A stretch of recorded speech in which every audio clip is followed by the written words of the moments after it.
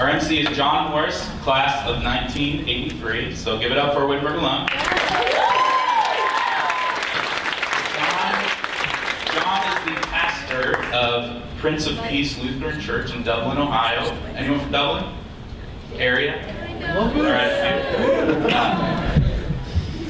John shares his passion for life and experiencing life to the fullest in everything he does. He served as the president of the Wittenberg Alumni Board, Alumni Association. He's been on the advisory council for liturgical studies, worship team for the church-wide assembly of the ELCA, so the National Lutheran Church. And I'm excited for him to share his story with you tonight and take you along on this journey. So let's give it up for John.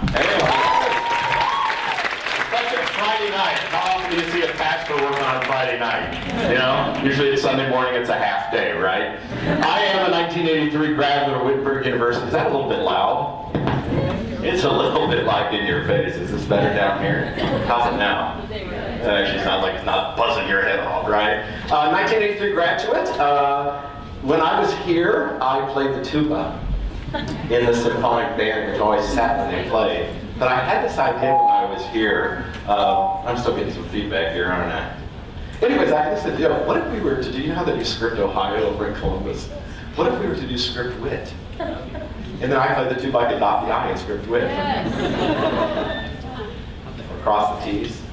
Okay, work with me. It's Friday night. Pastors aren't usually good until Sunday morning, right? But my wife here at Wittenberg, she's a 1986 graduate of this fine school. She was a freshman, I was a senior. My version of it is that she followed me all over campus, so finally I had to ask her out. Her version is I was desperate to find somebody before I left school. You can believe whatever you want. But I'm excited to be here tonight. I know when John asked me to do this, you've got all these great speakers. I sort of feel like the appetizer out here, because the tray is really coming later here. But he did give me a chance to say a little bit about what I think about life, what I think about vocation, identity, and why it matters how you are shaped and formed in this place. So it's a little bit what I want to talk about tonight. I, of course, reside in Dublin, Ohio. Some of you know where that is, right? It's a suburb of Columbus, affluent suburb, great, big, fat, rich Republican suburb of Columbus, Ohio. And I'm a Democrat, left-wing liberal, like off the charts liberal. So you may ask, what am I doing in Dublin, Ohio, right? You know, I want to do things like hug trees and welcome gay and lesbian people and shout down the NRA whenever I can. And here I am in Dublin, Ohio with all the Republicans. I actually have met another Democrat in Dublin. That's my wife. That's the only one I've found up to this point. But actually, what I'm trying to do in that place is what I've tried to do throughout my life. And that is leverage my gifts with their gifts for the sake of the world. Jesus did not hang out with the privileged. He hung out with the down and out people of society. I'm hanging out with the privileged and trying to get them to understand that there's a whole new world out there that they need to know about, they need to be connected to. Because I think at the heart of life is about that intersection between who you are and what the needs of the world are that matters. What are your passions? What makes your heart beat? And then, how do the needs of the world intersect with that? Because really, if you're just excited about something, I'm not that interested in it in you as a person of faith, because I want to find out how your passions meet the deep needs of the world. How will that happen for you? I grew up over here in Vandalia, Ohio. You know where that is? Yeah. The Dayton International Airport. You know where that is? Because we have one flight to Ontario every summer, which means we're international. Yeah, that's where I grew up, right over there. I grew up in a family, a big family. A father who loved us and a mother who struggled with mental illness throughout her life and still struggles with mental illness. Now, growing up with a mom that's mentally ill is not all bad, because sometimes she did some really weird things to our benefit. Like one time she took us to a truck stop.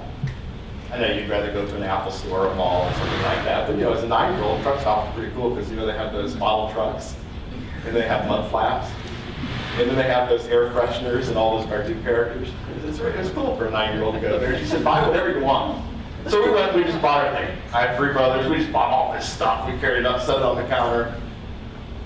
And then we realized she didn't have any way to pay for it. So we had to take it all back.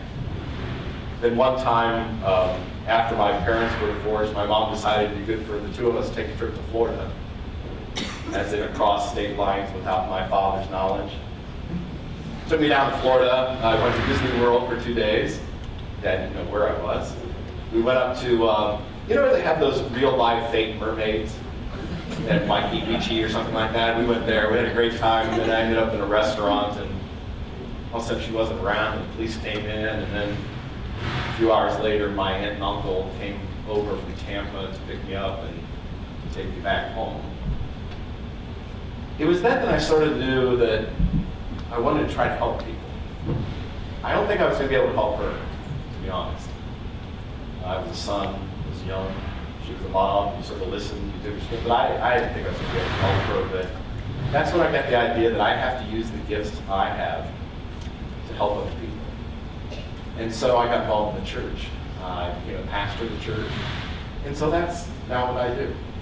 I'm in a place like Dublin, Ohio, and I spend every day trying to leverage the power and money and gifts that they have for the sake of the world. Sort of an odd relationship, isn't it? But it's a cool one. Because I love them, and I care for them, and then I try to be a burr in their saddle so they can help people in need. I hope you think about what is it that is your passion in life? What fires you up?